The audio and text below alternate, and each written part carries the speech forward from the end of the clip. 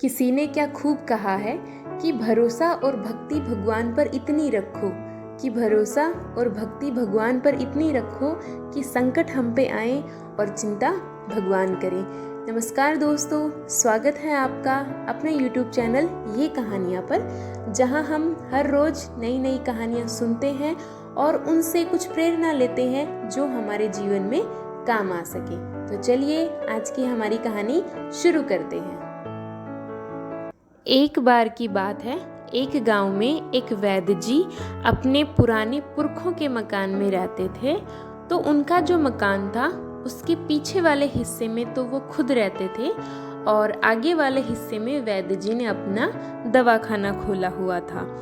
जैसे हर रोज वैद्य जी अपना दवाखाना खोलते थे, वैसे ही उनकी पत्नी भी हर रोज उनको एक कागज पे कुछ सामान लिख के देती थी। अब हर रोज की तरह उस दिन भी वैद्य जी अपने दवाखाना के लिए जा रहे थे और उसी टाइम पे उनकी पत्नी ने उनको एक कागज हाथ में थमा दिया। तो वैद्य जी क्या करते थे, पहले दवाखाना जाते थे, अपनी गद्दी पे बैठते थे, गद्दी पे बैठने के बाद भगवान को धन्यवाद देते थे और उसके बाद वो अपनी पर्ची खोल के देखते थे। पर्ची पे जो जो सामान लिखा होता था पहले वो उनका भाव देखते और उसके बाद उनका हिसाब करते और हिसाब करने के बाद फिर भगवान से प्रार्थना करते कि भगवान, आपके आदेश से मैं लोगों की सेवा में लगा हुआ हूँ। वैद्य जी कभी भी अपने मुंह से किसी भी रोगी से कोई फीस नहीं मांगते थे। कोई दे देता तो भी ठीक, कोई नहीं देता तो भी ठीक। और उसके साथ साथ एक बात ये भी निश्चित थी कि उनकी पत्नी जो उनको सामान लिख के देती थी उसके हिसाब से अगर उनके पास पैसे पूरे हो जाते थे, उसके बाद भी वैद्य जी के पास अगर मरीज आते थे तो वो किसी से एक पैसा भी नहीं लेते थे, चाहे वो कितना ही अमीर क्यों ना हो या फिर चाहे वो कितना ही गरीब क्यों ना हो। अब एक दिन क्या हुआ कि वो अपने दवाखाना आए, गद्दी पर बैठे, भगवान को याद किया और जैसे ही उन्होंने पर्ची देखी तो एक बार तो पर्ची को देख के वैद्य जी एकदम से सुन्न रह गए और उन्होंने पर्ची देखी तो पर्ची देख के उनके मन में थोड़ा सा लालच का भाव आ गया। लेकिन दूसरे ही पल उन्होंने अपने आप को संयमित किया। अब आप भी ये सोच रहे होंगे कि आखिर ऐसा वैद्य जी की पत्नी ने उस दिन पर्ची में क्या लिखा होगा। तो उस दिन पर्ची में आटे, दाल, चावल आदि के साथ पत्नी ने लिखा हुआ था कि बेटी का विवाह 20 को है, दहेज का सामान। अब कुछ देर तो वैद्य जी सोचते रहे कि कैसे इंतज़ाम होगा, कैसे इंतज़ाम होगा। लेकिन कुछ देर बाद उन्होंने दहेज के सामने लिखा कि यह काम परमात्मा का है, परमात्मा ही जाने। और उसके बाद उन्होंने फिर जो मरीज आए हुए थे उनको देखना शुरू किया। जैसे ही वो अपने मरीजों को दवाई बता रहे थे उसी टाइम पे उनके घर के सामने एक बहुत बड़ी गाड़ी आके खड़ी हुई और उस गाड़ी में से फिर एक सूट बूट वाले साहब नीचे उतरे। सूट बूट वाले साहब नीचे उतर के वैद्य जी के पास आए और उधर एक बेंच रखी हुई थी उस पे आके बैठ गए। अब वैद्य जी ने इतना ध्यान नहीं दिया कि कोई बड़े साहब आए हैं, क्योंकि उनके पास तो हर तबके के लोग आते थे, गरीब से लेकर अमीर से अमीर तक। अब इतनी देर तक वो उन दोनों रोगियों का इलाज कर चुके थे और वो जा चुके थे। अब वैद्य जी ने उनको देखा और साहब को कहा कि अगर आपको कोई बीमारी है तो मेरे पास आके बैठिए और मुझे अपना हाथ चेक करवाइए, और अगर आप किसी और के लिए दवाई लेने आए हैं तो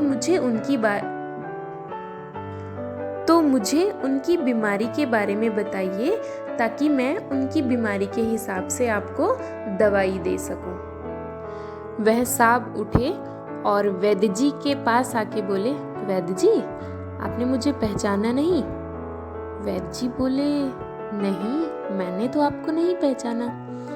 फिर वो साहब वापस बोले कि वैद्य जी मेरा नाम कृष्णलाल है और आप मुझे पहचान भी कैसे सकते हो। वैसे अपनी जो पहली मुलाकात हुई थी वो 15-16 साल पहले हुई थी।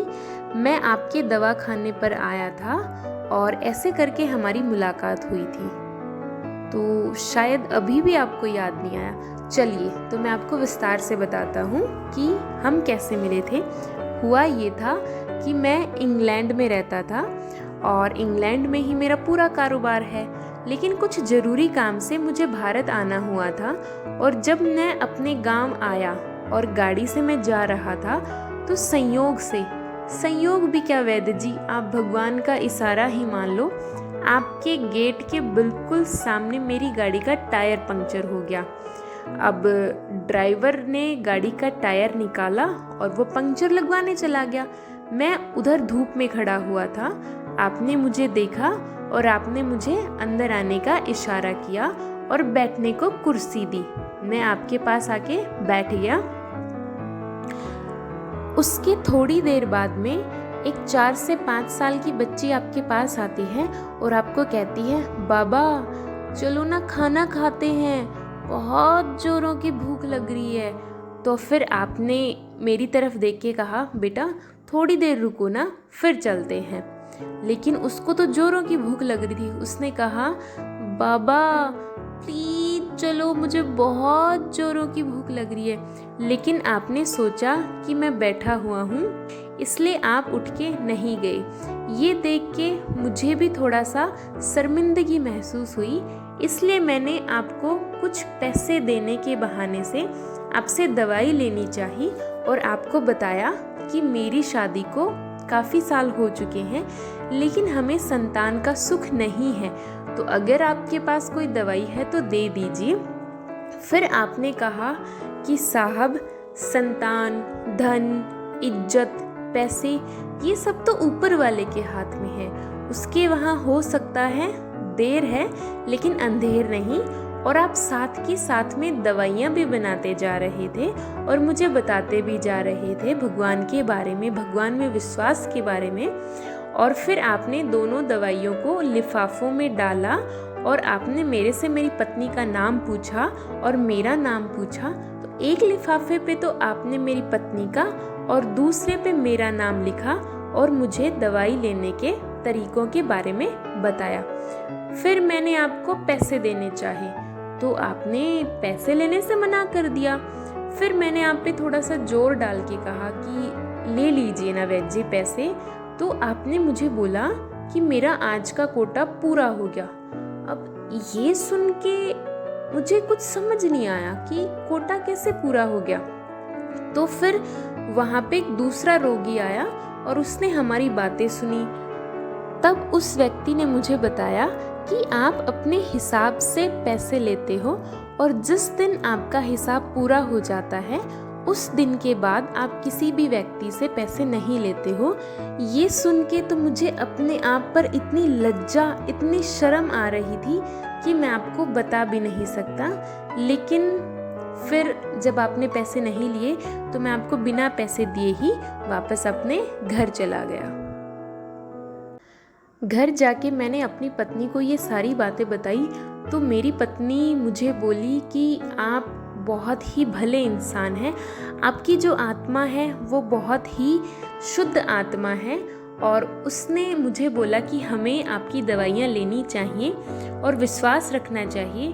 तो फिर हम पति पत्नी ने आपकी दवाइयाँ ली और अब वैद्य जी आप यकीन नहीं करेंगे कि आज मेरे आंगन में 2 संतान रूपी फूल खिले हुए हैं। व्यवसाय के कारण मुझे उस टाइम पे वापस इंग्लैंड जाना पड़ा था। काम में व्यस्त होने के कारण मैं वापस भारत नहीं आ पाया और ना ही आपको धन्यवाद दे पाया। लेकिन मैं और मेरी पत्नी हर रोज भगवान से आपके लिए हमेशा दुआ ही मांगते थे। अब हुआ ये कि मेरी एक विधवा बहन है और उसकी बेटी की अभी 21 तारीख को शादी है, तो मुझे भात भरना था, इसलिए मैं वापस भारत आया। और जब जब मैं अपनी भांजी के लिए सामान खरीदता था तो मुझे पता नहीं क्यों रह रह के बार बार आपकी बेटी का चेहरा याद आ जाता था।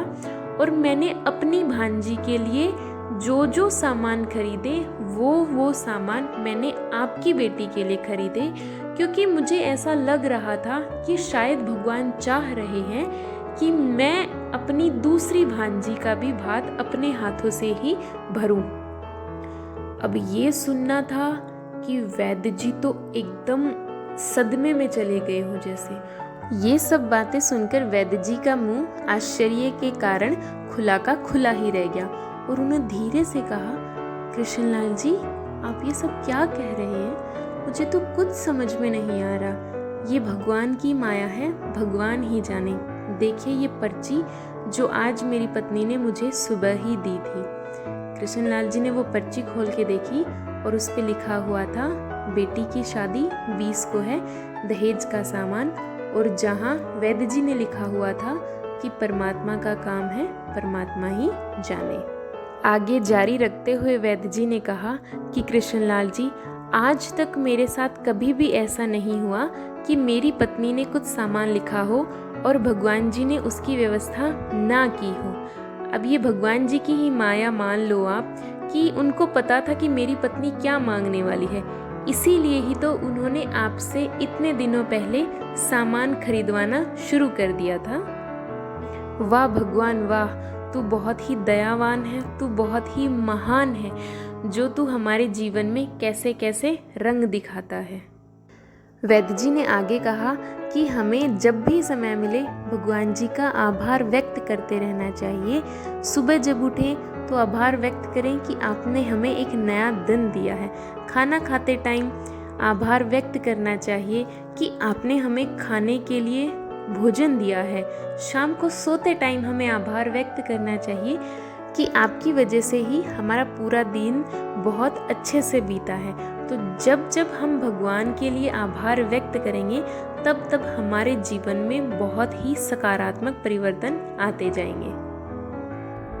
अब इसी क्रम में मैं आप सबसे कहना चाहूँगी कि जब हम भगवान के प्रति, प्रकृति के प्रति और हमसे जुड़ी सब चीज़ों के प्रति अपना आभार व्यक्त करने लगते हैं तो हमारा मन नकारात्मक से सकारात्मक विचारों की तरफ बढ़ने लग जाता है। और जब हम हर चीज़ के लिए सकारात्मक होते जाते हैं तो ये चीज़ हमारे आदत में आ जाती है कि हम हर चीज़ में सकारात्मकता ढूंढने का प्रयास करते हैं। और जब हम हर चीज़ में सकारात्मकता ढूंढने का प्रयास करते हैं तो चिंता, तनाव, गुस्सा सब चीज़ें धीरे धीरे से गायब होने लग जाती हैं और हम बिल्कुल एक शांतिपूर्ण, सुखपूर्वक जीवन जीना शुरू कर देते हैं। सो ऐसे ही हर चीज़ के प्रति एक बार आभार व्यक्त करके देखिए और मुझे कमेंट में करके बताइए कि आपको धीरे धीरे कैसे परिवर्तन महसूस हो रहे हैं।